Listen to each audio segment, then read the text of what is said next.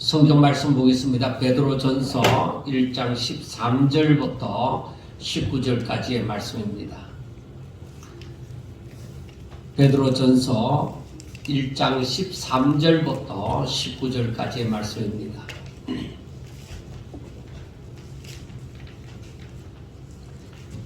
그러므로 너희 마음의 허리를 동이고 근신하여 예수 그리스도께서 나타나실 때에 너희에게 가져다 주실 은혜를 온전히 바랄지어다.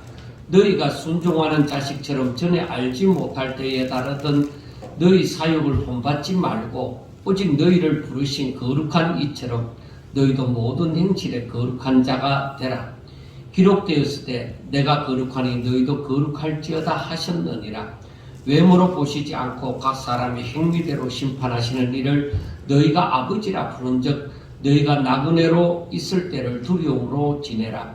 너희가 알거니와 너희 조상이 물려준 헛된 행실에서 대속함을 받은 것은 은이나 금같이 없어질 것으로 된 것이 아니요 오직 흠없고 점없는 어린 양 같은 그리스도의 보배로운 피로 된 것이니라. 아멘. 야고보 사도는 편지의 서두에서 믿음으로 시련을 잘 감당하라는 부분으로 야고보 편지를 시작했습니다.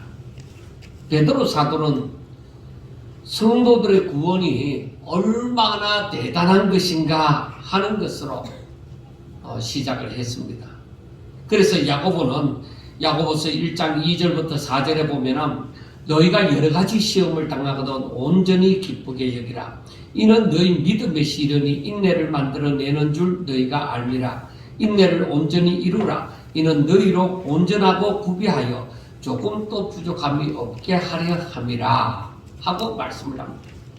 그리고 베드로는 베드로전서 1장 2절에서 하나님 아버지의 미리 아심을 따라 성령이 거룩하게 하심으로 순종한가 예수 그리스도의 피뿌림을 얻기 위하여 택함을 받은 자들에게 편지하노니 하고 이렇게 두 분이 편지를 시작했습니다. 물론 두 분 다 예수 그리스도로 말미암아서 핍박과 시련을 겪고 있는 성도들에게 편지를 했습니다. 그래서 야고보는 로마에 흩어진 성도들에게 편지를 하고 베드로 사도는 아시아에 흩어져 있는 그런 성도들에게 편지를 했습니다. 그리고 둘 다 성도들이 다가오는 핍박과 시련을 잘 감당하기를 바라는 마음으로 편지를 쓴 것이죠. 그래서 야고보 사도는 너희가 정말 하나님을 믿느냐? 너희 믿음이 진실이냐? 그렇다면은 너희들이 그 믿음 가지고서 이 믿음의 시련을 잘 감당하라. 그러면 감당할 수 있다. 그렇게 말씀을 하는 것이죠. 그럼 베드로 사도는 너희들이 하나님께 구원을 받았느냐? 너희들이 받은 구원이 이게 보통 놀라운 그 구원이 아니다. 정말 대단한 구원이어서 너희들이 이 구원의 소망을 가지고 살아가면은 얼마든지 이 믿음의 시련을 잘 감당할 수 있을 것이다 하고 그렇게 얘기를 합니다. 우리가 지난 시간에 우리가 본 것처럼 우리의 구원은 바로 우리를 거듭나게 하사 우리로 하여금 산 소망이 있게 하시고 그리고 미래에 썩지 않고 더럽지 않고 새하지 아니하는 유업을 있게 하신다고 말을 했습니다.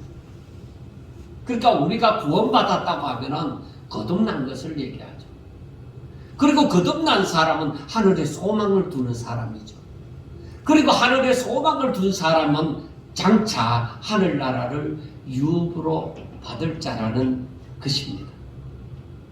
그리고 이렇게 받은 구원이 완전하도록 하기 위하여서 하나님께서는 우리가 가지고 있는 그 믿음으로 말미암아 우리가 하나님께 믿음과 소망을 두고 하나님의 능력으로 보호하심을 받고 있다는 것을 말씀을 합니다. 그래서 구원받은 사람은 정말 우리가 살아있는 믿음으로 말미암아서 하나님의 능력으로 보호하심을 받고 있다는 것을 믿으셔야만 한다는 것입니다. 그리고 오늘 본문에 보면은 우리의 구원은 19절에 보면은 오직 흠없고 점없는 어린 양 같은 그리스도의 보배로운 피로 된 것이다 하고 얘기합니다. 이 구원이 그냥 이루어진 것이 아니라 바로 하나님의 독생자 예수님의 보배로운 피로 말미암아 이 구원이 이루어졌다. 그리고 저 23절에 가면은 우리의 구원은 우리가 거듭난 것은 썩어질 씨로 된 것이 아니고 썩지 아니할 씨로 된 것이니 살아있고 항상 있는 하나님의 말씀으로 되었느니라 하고 말씀을 합니다. 그래서 우리들에게는 예수님의 그 보배로운 피와 그리고 하나님의 거룩한 말씀으로 말미암아 살아있는 말씀으로 말미암아 우리의 구원이 이루어졌다는 것을 얘기를 하고 있습니다. 바로 이 말은 무엇이냐면 주의 보혈로 말미암아 우리의 더러움이 완전히 씻어진 그곳에 하나님의 생명의 말씀이 그곳에 심어졌다는 것입니다.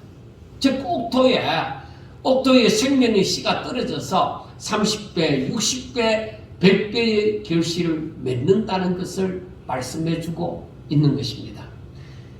그래서 이렇게 구원이 대단한 구원이기 때문에 13절에 보면은 그러므로 너희 마음의 허리를 동이고 근신하여 예수 그리스도께서 나타나실 때에 너희에게 가져다 주실 은혜를 온전히 바랄지어다 하는 것입니다. 그러니까 마음의 허리를 동이고 근신하라는 것은 무엇을 말씀하느냐? 우리가 읽으면서 이미 어느 정도 느낌이 오는 것처럼 바로 그것입니다.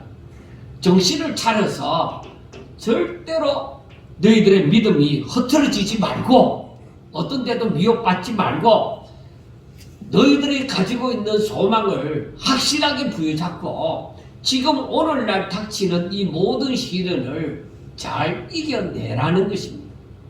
너희들에게 주어진 그 약속, 그 소망을 절대로 놓치지 말라는 것입니다. 그걸 놓치지 않기 위해서 너희 마음을 단단히 붙잡아라 하는 그런 말씀입니다. 사실 우리가 이스라엘의 역사를 보면은 그 이스라엘 백성들의 마음이 흔들렸을 때가 있습니다. 그때가 언제입니까? 이스라엘 백성들의 마음이 흔들렸을 때, 그때는 이 이스라엘 백성들이 하나님을 떠나서 세상을 바라보는 때입니다. 그래 하나님을 떠난 이 백성들이 마음이 흔들려지는 것이죠. 바로 이것은 저들이 하나님 중심으로 살 생각을 하는 것이 아니라 자기의 사욕을 채우려고 살아가는 것입니다. 그러니까 자기 중심, 내 눈에 보이는 세상 중심으로 살려고 하다 보니까 그 마음이 흔들리는 것입니다. 오늘날 우리들에게도 마찬가지입니다. 오늘날 우리들이 하나님을 믿는다고 하지만은 하나님을 떠나 바로 세상 중심으로 나 자신, 내 생각, 내 지식, 내 경험 중심으로 살아가고자 할 때 우리 마음은 흔들리게 되어지는 것입니다. 그 다음에 이 이스라엘 백성들의 마음이 흔들릴 때가 언제인가? 거짓 선지자들의 미혹이 있을 때입니다. 거짓 선지자들이 하나님 말씀과는 다른 말씀, 즉 다른 복음을 전하였을 때라는 것입니다. 옛날이나 지금이나 그리고 앞으로 있을 다가올 말세에도 거짓 선지자는 항상 있어 왔습니다. 앞으로 거짓 선지자들이 나타나리라는 것이 아니라 옛날부터 거짓 선지자들은 이렇게 있어 왔다 이 말이에요. 그리고 다가올 말세에는 주님 오실 바로 그 즈음에는 거짓 선지자들이 더욱더 극성을 부릴 것입니다. 저들은 하나님의 종이 아닙니다. 저들은 하나님의 종이라고 저들은 말을 하지만은 양의 탈을 쓴 이리들입니다. 그러니까 저들은 사단의 종입니다. 그래서 저들은 하나님을 말을 하지만은 하나님의 말씀을 전하는 것이 아니라 하나님의 백성들을 미혹하는 사단의 말, 즉 다른 복음을 전하는 것입니다. 우리가 성경을 읽으면서 다른 복음이라는 얘기를 들어봤지만은 그 다른 복음이 무엇인가? 분명히 말하는 것처럼 복음이라고 말을 하는데 성경이 말하는 하나님이 말씀하는 그 복음이 아니라 다른 데로 흘러간 복음이다. 그래서 이 다른 복음이 바로 무엇인가? 그것은 사람의 사욕에 맞춘 복음이다. 그러니까 사람이 듣기에 복음이라는 것은 기쁜 소식인데 이 다른 복음은 바로 하나님을 기쁘게 하는 것이 아니라 하나님께 초점을 맞춘 것이 아니라 이것은 사람에게 초점을 맞춘 그런 사람의 기분을 사람이 듣기에 기분은 좋은데 이것은 하나님의 뜻이 아니다 이 말이에요. 그래서 다른 복음이다. 꼭 그렇게 얘기를 하는 것입니다. 앞으로는 이러한 일들이 더욱더 많이 생길 것입니다. 지금 우리나라가 지금 기독교가 세계 어느 나라보다도 더욱더 열심입니다. 그런데 우리나라에도 이러한 현상이 다른 복음을 전하는 이 다른 복음이 극성을 부리는 그런 현상이 이미 시작이 되어졌습니다. 마지막 때 일어나는 현상이 일어났다가 벌써 시작이 되어져서 지금 서로가 서로를 헐뜯고 있습니다. 우리가 맞다. 아니면 저쪽에는 자기들이 맞다. 그렇게 얘기를 하고 있습니다. 그런데 분명히 알아야 되는 것은 다른 복음이 극성을 부릴 것이다. 그래서 많은 사람들이 그 선지자들, 거짓 선지자들의 미혹을 받아서 하나님을 배도하는 일이 많다. 그렇게 말씀을 하고 있습니다. 그래서 그 길을 자기들이 편한 대로 자기들의 사욕을 따라서 가는 길이기 때문에 넓은 길이라 얘기를 합니다. 그 넓은 길을 많은 사람들이 쫓아서 가는 것입니다. 그리고 왜 하나님의 복음, 이 생명의 이 복음을 왜 좁은 길이라고 얘기했을까? 그것은 이 복음을 따라, 즉 이 생명의 길을 따라갈 때에 많은 핍박이 있고 많은 어려움이 있기 때문에 그걸 좁은 길이라고 얘기합니다. 그래서 그 길은 좁고 협착하다. 그렇게 말씀을 하는 것입니다. 그 길을 걷기가 그리 쉽지는 않고 많은 사람들이 찾는 것이 아니라 적은 사람이 그 길을 찾는다고 말씀을 하는 것입니다. 그래서 우리는 더욱더 이 마지막 때를 가면 갈수록 정신 차려서 하나님의 말씀을 깨달아 그 길을 쫓아 가야만 하는 것입니다. 그래서 14절 15절에 보면은 너희가 순종하는 자식처럼 전에 알지 못할 때에 따르던 너희 사욕을 본받지 말고 오직 너희를 부르신 거룩한 이처럼 너희도 모든 행실에 거룩한 자가 되라 하고 말씀을 합니다. 즉 거룩한 자가 되는 것은 어떤 것을 말을 하는 것인가? 우리가 본문에 있는 말씀대로 보면은 너희들이 하나님의 말씀을 순종하라는 것입니다. 하나님의 말씀을 순종하지 너희들의 사욕, 개인적인 그 욕심을 따라서 살아서는 안 된다는 것을 말씀을 합니다. 그런데 수많은 사람들이 자기가 생각하는 것, 자기가 좋아하는 것, 거기에 쫓아서 가는 것입니다. 왜? 자기 만족입니다. 그래서 우리가 성경에 나타나 있는 대로 마지막 때에는 사람들이 전부 개인 중심으로 흘러간다. 자기를 사랑한다는 것입니다. 왜? 내가 나를 사랑하지 아니하고서 누가 나를 사랑할 것이냐. 내가 나를 사랑하지 않으면 내 자존감이 떨어지고 내가 나를 사랑하지 않으면 나는 세상에서 버림받은 자처럼 쓸모없는 자처럼 그렇게 여겨지기 때문에 사람들은 자기 중심으로 살아가는 거예요. 그래서 무엇이든지 자기가 생각하는 것을 옳다고 주장하고 그것을 끝까지 그렇게 밀고 나가는 것입니다. 하나님을 믿는 사람들도 마찬가지입니다. 그래서 너희들이 순종하는 자식처럼 순종함으로 하나님께서 거룩한 것처럼 너희도 거룩한 생활을 하라고 말씀을 하는 것입니다. 너희 사육을 쫓아가면은 하나님의 말씀을 순종할 수가 없다는 것입니다. 그래서 이 거룩한 자가 되어진다고 하는 것은 하나님께서는 사람이 먼저 주의 보혈로 죄 씻음을 받고 깨끗하게 되어져서 하나님의 말씀을 알고 그리고 그 말씀을 순종하는 삶을 사는 것이 바로 거룩한 삶을 사는 것입니다. 이것이 바로 하나님께서 사람을 향하신 뜻입니다. 아주 간단하게 생각이 되어지지만은 그러나 간단한 것이 아니라 무거운 것입니다. 아주 간단해 보이지만 무거운 것입니다.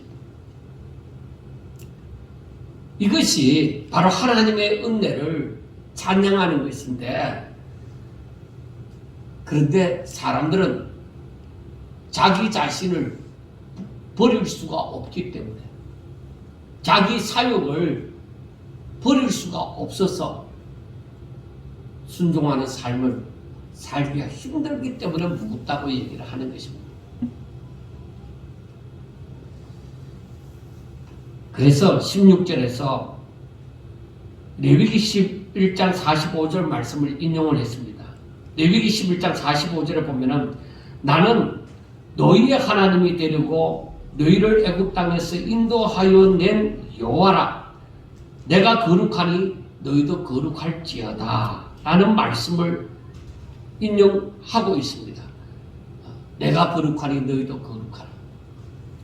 그런데 그 말씀이 레위기서 11장에 있는 말씀을 보면은 더 구체적으로 알 수가 있는 거죠. 나는 너희의 하나님이 되려고 너희를 애굽 땅에서 인도하여 낸 여호와라. 그렇게 말씀하면서 내가 거룩하니 너희도 거룩하라고 말씀을 한 것이죠. 그러니까 이걸 다시 말하면은 이 이스라엘 백성들을 거룩하게 하고자 애굽에서 이끌어내었다는 것입니다. 이 말은 무슨 말씀이냐면은 그 애굽의 제약의 소굴에서 저들을 구별하여 냈다는 것입니다. 에크레시아라는 말이 교회가 바로 그런 의미입니다. 세상에서 구별하여 낸 것이 교회입니다. 오직 하나님의 말씀을 순종하는 자로 살게 하기 위하여서 하나님께서는 저들을 위하여 특별히 가나안 땅을 구별하시고 저들에게 그 가나안을 기업으로 주어서 하나님의 말씀을 잘 듣고 사는 나라와 백성으로 삼아서 저들의 하나님이 되시고자 했던 것입니다. 그래서 나는 너희의 하나님이 되고 너희는 내 백성이 될지니라 하고 말씀을 하는 것입니다. 하나님의 소원이 바로 그거예요. 내가 너희 하나님이 되고 너희는 내 백성이 되는 것. 그러니까 그 말은 바로 하나님의 통치를 받는 백성이 되어지기를 원한다는 거예요. 하나님의 통치를 받는 백성. 하나님의 말씀을 안 듣는 백성이 아니라 하나님의 말씀을 듣는 하나님의 통치가 그대로 그 백성들에게 임하는 그런 삶을 살기를 원한다는 것입니다.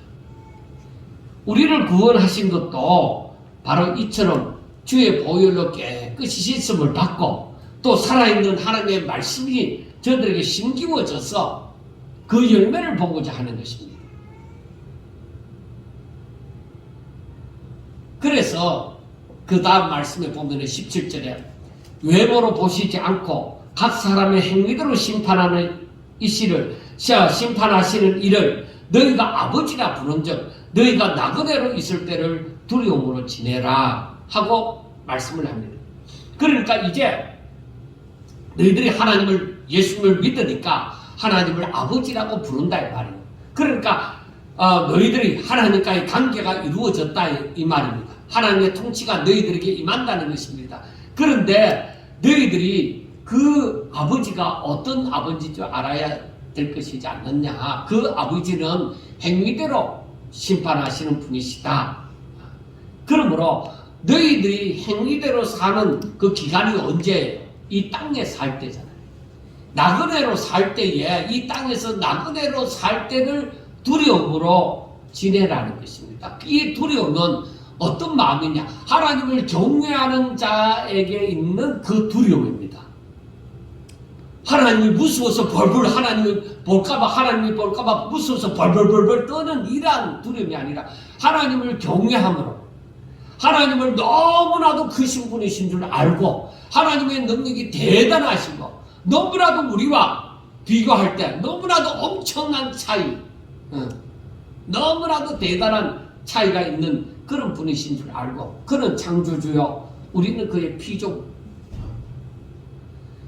그만큼 그것을 알고 하나님을 경외하는 마음으로 두려움으로 지내라는 것입니다. 그래서 하나님께서 애굽에서 이스라엘 백성들을 구별하여 내시듯이 세상에서 우리를 불러내어서 구원하신 것은 분명히 우리가 여기에서 알아야 되는 것이 하나님의 부름을 받지 않은 사람들이 있다는 것이죠. 세상에서 우리를 불러내어서 교회 공동체에 두셨습니다. 그러면 세상에서 그 부름을 받지 않은 사람들이 남아있는 것이죠. 애굽에서 이스라엘 백성들이 살아가는데 노예로 살아가잖아요. 그 가운데서 하나님께서 이스라엘 백성들을 불러내었습니다. 그러면 거기에 남아있는 애굽의 백성들이 있는 것이죠. 이와 같이 이 말씀을 볼 때에 우리는 바로 하나님께서 애굽에서 이스라엘 백성들을 구별하여 내시듯 세상에서 우리를 불러내었다는 것입니다. 그러면은 부름을 받지 않는 사람들이 있는 것이죠. 그래서 구원받은 사람과 구원받지 못한 사람이라고 우리가 얘기를 할 수가 있습니다. 그래서 마지막에 심판을 하실 때 뭘 갖고 심판을 하시겠어요? 하나님의 말씀. 저들에게 하나님의 말씀이 살아있는 하나님의 말씀이 있느냐요. 그래서 구원을 받은 사람들은 뭐예요? 하나님의 말씀이 저들 가운데 심기워졌잖아요. 그리고 그 열매를 맺을 거잖아요. 그런데 구원을 받지 못한 사람들은 그들에게 하나님의 말씀이 심기워지지 않았잖아요. 즉 거듭나지 않았잖아요. 그러므로 구원을 받은 사람, 구원을 받지 못한 사람, 하나님의 말씀이 심기워진 사람, 하나님의 말씀이 심기워지지 않은 사람으로 이렇게 갈라져서 바로 심판을 하심으로 말미암아 천국과 지옥으로 즉 알곡과 쭉쭉이로 나누게 되리라 하는 것입니다. 그게 하나님의 심판입니다. 그래서 여기에서 말하기를 각 사람의 행위대로 라고 말씀을 하는 것은 그 말씀으로 너가 살았느냐 행위는 뭐예요? 산자의 그 움직임이잖아요. 그래 너희들이 하나님의 말씀으로 살았느냐 그렇지 못하느냐 한 것입니다.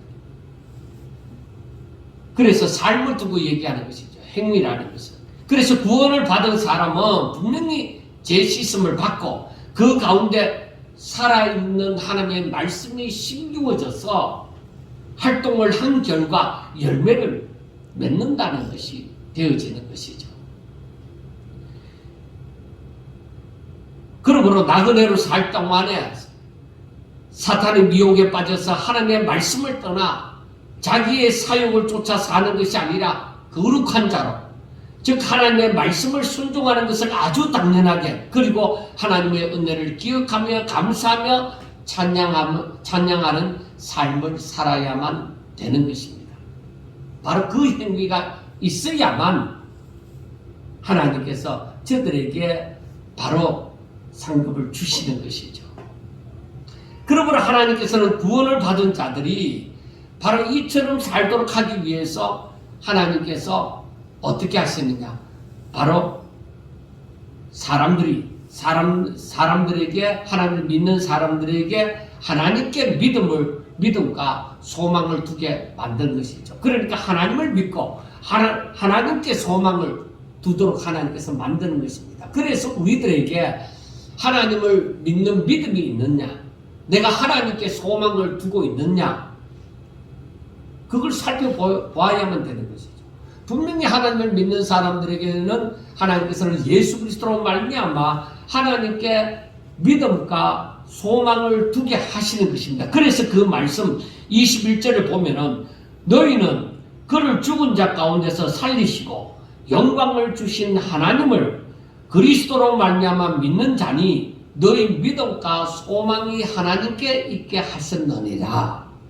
자, 그러면 우리가 거룩한 자로 산다고 하는 것은 나에게 하나님을 향한 믿음이 있어야 돼. 오직 하나님을 믿는 믿음이 있어야 돼.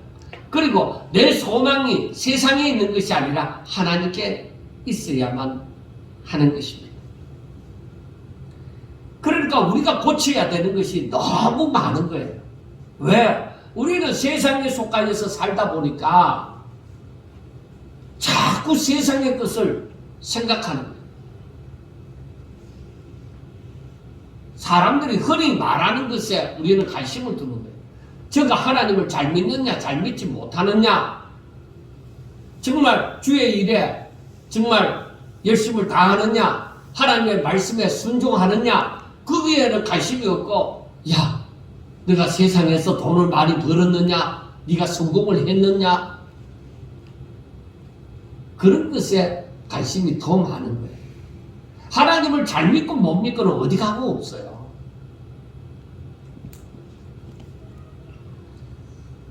우리가 천국을 눈앞에 두고 믿음 있는 자만이, 그 행위를 잘 살아오는 자만이 지금 심판대를 지나가고 있단 말이에요. 지금 그러한 천국 심판대를 지나가고 있을 때, 그때 가서, 야, 니 돈 많이 벌었나? 니 세상에서 성공 많이 했나? 그걸 얘기하겠습니까? 그렇지 않죠? 얘야, 네가 정말 믿음을 가지고 정말 하나님을 믿고 하나님께 소망을 두고 잘 살았느냐? 하나님의 말씀을 순종 잘했나? 그걸 얘기하지요. 왜? 곧 심판대 앞을 지나갈 것인데 그게 없으면 걸린단 말이에요. 그러니까 우리가 오늘날 우리의 삶 속에서 생각하는 것이 좀 달라져야 돼요. 그걸 달라지게 하기가 너무 힘든 거예요. 왜? 우리가 이 땅에 발을 딛고 살아갑니다. 이 땅에 발을 딛고 살아가니까 우리가 믿음이나 어떤 소망이 어디에 있느냐 하는 것보다는 첫째 돈 많이 벌었나? 네가 건강하냐? 네가 세상에서 성공했냐? 사람들이 알아주는 무엇을 하느냐? 거기에 관심이 더 있단 말이에요. 그러니까 믿음 정도는 네가 어디에 하늘 안에 소망을 두나 안 두나 하는 그런 정도는 저 뒷공문에 가까이 순서가, 내가 생각하는 순서가. 그래서는 안 된다는 거예요. 그러니까 왜 그렇게 되느냐? 거기에 너무 우리가 영향을 받고 살기 때문에. 내 신앙이 신령한 것에 영향을 받고 살면은 그렇게는 하지 않을 겁니다. 요새 교회 잘 나가지? 요새 신앙생활 잘하나? 성경은 잘 읽고 묵상하나? 믿음으로 잘 생활하느냐? 오히려 그렇게 물어야 되겠죠. 우리의 관심이 그렇게 달라져야만 되는 것입니다. 그리고 마지막으로 이 베드로 사도가 그 성도들을 향하여 말하는 것이 새 계명. 새 계명이 뭐예요? 요한복음 13장 34절에 말씀하는 것처럼 새 계명을 너희에게 주노니 내가 서로 사랑하라. 내가 너희를 사랑하는 것 같이 너희도 서로 사랑하라는 것이 새 계명이잖아요. 사랑. 세상에서 흔히들 많이 말하는 사랑입니다. 그런데 이 사랑이 세상 사람들이 흔히 말하는 그 사랑하고 같지는 않습니다. 제가 고린도전서 13장을 말씀을 드릴 때에 그때 말씀을 했지만은 사람들이 흔히 말하는 그 사랑이 아니라 이 사랑은 다른 사랑. 이 사랑은 하나님께로부터 나온 사랑입니다.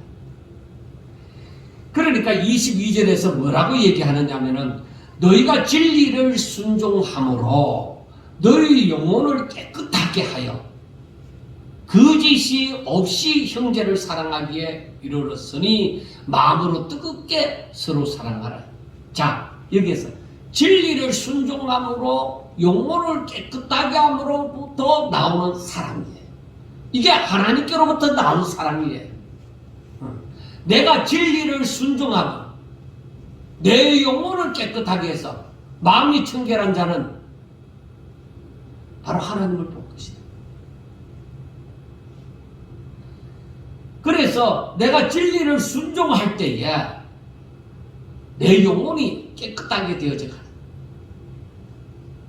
하나님의 말씀을 순종하지도 않는 사람이 하나님을 사랑한다고 말하는 것은 아닙니다. 그것도 자기 사욕에 들어가 있는 것이죠. 그래서 내가 진심으로 하나님을 사랑한다. 정말 내가 진심으로 하나님을 사랑하는가 하고 여러분들 자신을 돌아보셔야 돼요. 내가 정말 하나님을 사랑하나? 세상 모든 것을 다 욥처럼 다 잃어버리고 내 몸에 욥처럼 악창이 생겨서 감당할 수 없을 정도의 고통이 다가와도 그래도 내가 하나님을 바라볼 건가? 사람들은 그때 정도 되면은 보통 어떻게 하나님을 원망하죠. 불평하죠. 하나님, 내가 왜 이런 고통을 당해야 됩니까? 내가 왜 이렇게 무너져야만 됩니까? 사람들은 그렇게 말을 하죠. 그리고 주변의 사람들은 저 봐라, 혼자 하나님 잘 믿는 척 하더니만은 저렇게 되었다. 그렇게 또 손가락질 할 거 아니에요. 욥의 친구들처럼. 그런데 우리가 욥에 대해서 잘 알고 있더라도 실질적으로 우리가 욥처럼 살아가는 일은 너무나도 두려워하고 싫어하고 그렇게 살고 싶어 하지 않습니다. 그러나 하나님은 뭐요? 자랑할 만한 사람, 하나님의 마음에 합한 다윗처럼, 욥처럼 자랑할 만한 사람은 바로 그와 같은 고난을 잘 감당하는 사람입니다. 그 순간에도 하나님을 욕하지 않는 사람. 욥은 어땠습니까? 하다못해 옆에 있는 아내가 그래도 하나님을 사랑할 거냐? 하나님을 욕하고 죽으라고 합니다. 다윗과 같은 경우는 어때요? 무슨 사울 왕에게 무슨 잘못을 했느냐요? 내가 아무 잘못을 하지 않았어요. 근데 사울 왕이 나를 죽이려고 해요. 하나님, 내가 이렇게 사울 왕에게 이렇게 억울하게 생명의 위협을 받고 그러려고 내가 이렇게 내 부모와 살지 못하고 내 고향 땅을 떠나야만 되는 그러한 삶을 살아라고 나에게 기름을 부었습니까? 하나님, 더 잘되게 하셔야죠. 더 잘되게 하셔야 되는데 왜 이런 일이 일어납니까? 욥도 그렇잖아요. 하나님, 내가 하나님 앞에 얼마나 누구보다도 정말로 빠지지 않을 정도로 내가 하나님을 사랑하고 하나님 앞에 제사를 드리고 내 자식들에게 그렇게 얘기를 했습니까? 그런데 왜 다른 사람은 가만히 잘 살고 있는데 왜 내가 망하는 것입니까? 왜 내가 소멸되는 것입니까? 왜 내만 이렇게 악창이 나서 이러한 고통을 당하는 것입니까? 그렇게 말을 할 수 있잖아요. 그런데 그 순간에도 욥도 다윗도 그러한 원망의 소리, 불평의 소리가 없습니다.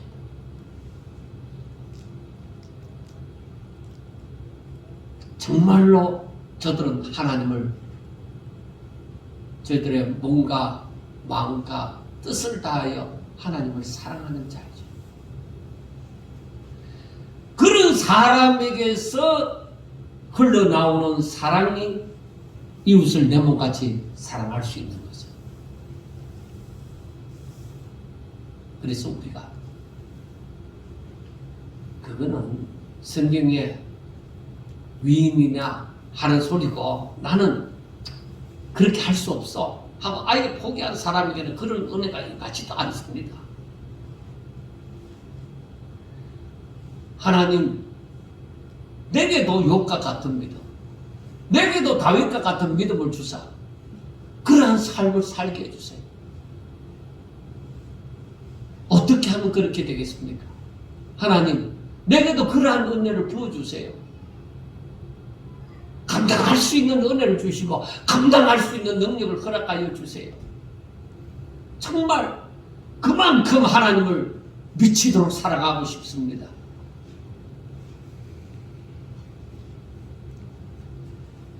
그런 사랑이 있어야 되죠.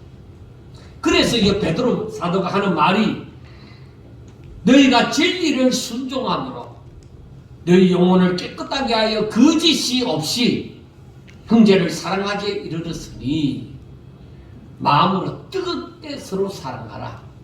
그렇게 말합니다. 결국에는 구원받은 백성으로서 율법의 마침이 되는 즉 하나님의 뜻을 온전히 순종함으로 자신을 전부 내어주시는 사랑을 실천한 예수님처럼 너희도 뜨겁게 사랑하라는 것입니다. 예수님처럼.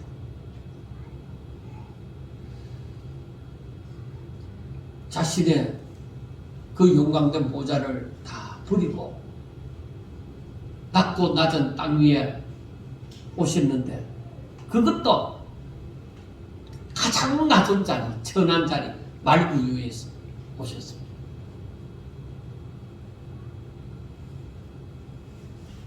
우리가 주님을 따른다고 할 때에 주님을 닮아가기 예수 그리스도의 장성한 분량에 이르기까지를 바랄진데 하나님 내게도 그런 은혜를 주세요. 정말로 내가 내 눈에 신령한 것이 보여지고 내 눈에 세상의 것이 보여지지 않는 그런 삶을 살게 해주세요.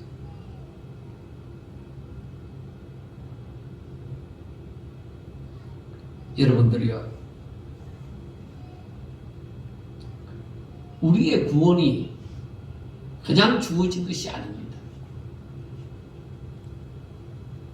이렇게 하나님의 놀라우신 사랑으로 독생자를 내어주사 우리 죄를 담당하시고 십자가에 못 박혀 죽게 하시고 또한 그를 살리심으로 그를 믿는 자들은 누구나 주와 함께 죄에 대해서는 죽고 하나님께 대하여 사는 놀라운 능력이 있게 하신 것입니다.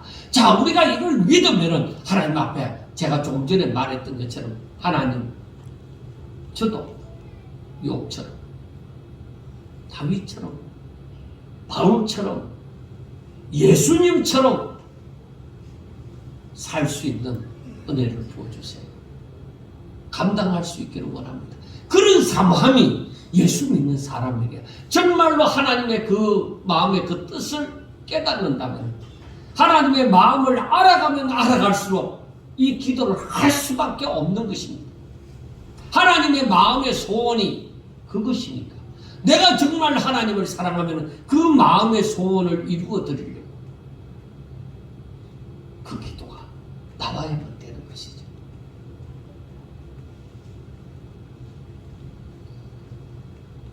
그런데 하나님께서는 우리를 그렇게 하시려고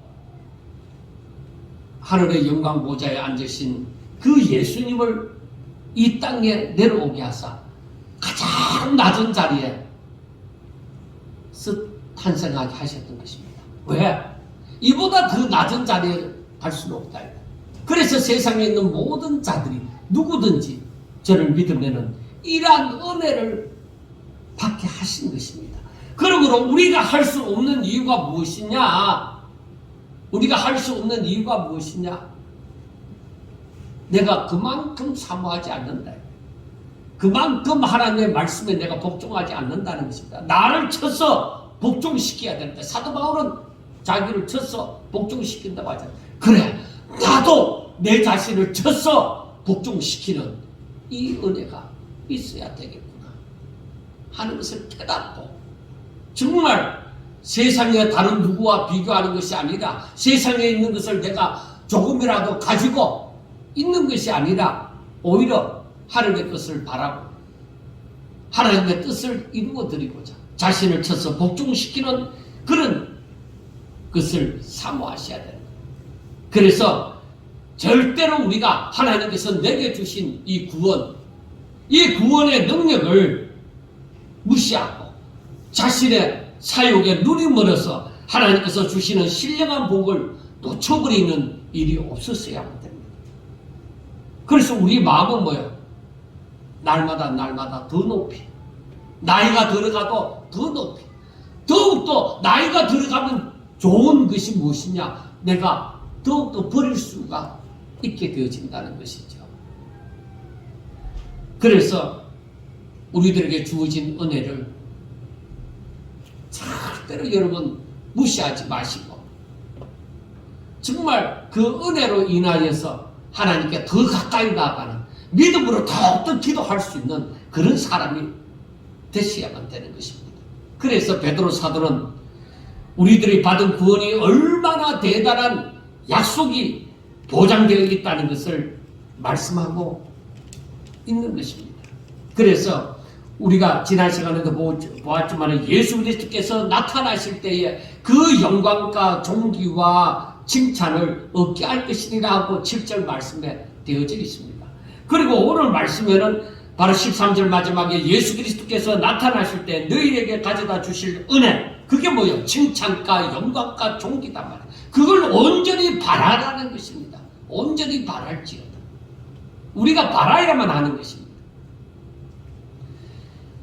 그래서 믿음으로 그 약속이 보장된 것을 아셔야 됩니다.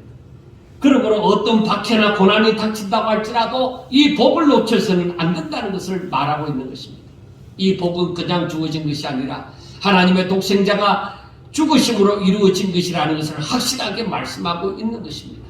그러므로 하나님을 믿는다고 하는 자들이 이것을 소홀히 여기서 세상의 안락을 위하여 믿음을 저버리는 일이 있어서는 안 되는 것입니다. 어떤 고통이 다가오더라도, 어떤 시련이 다가오더라도 오직 욥처럼, 다윗처럼, 바울처럼 하나님 앞에 엎드린 사람, 오직 하나님만 바라고 의지하는 사람이 되셔야만 한다는 것입니다.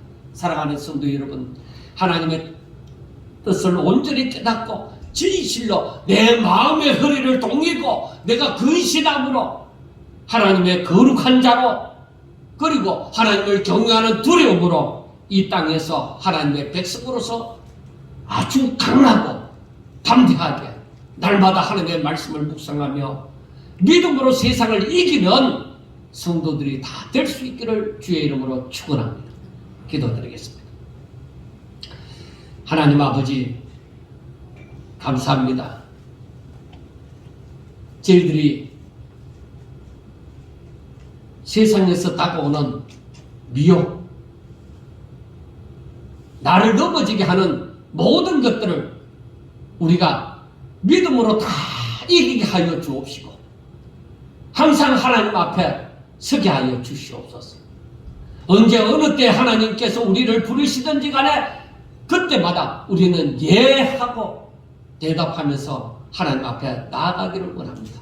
항상 하나님께서 말씀하여 주실 때에 그 음성을 귀담아 듣는 자가 되게 하여 주시고 순종하는 자가 되게 하여 주시옵소서. 사랑하는 성도들 꼭 붙잡아 주시고 마지막 때에 정말로 하나님의 사랑받는 자로, 하나님의 마음에 합한 자로 서게 하여 주시옵소서. 예수님 이름으로 감사하며 기도드리옵나이다. 아멘.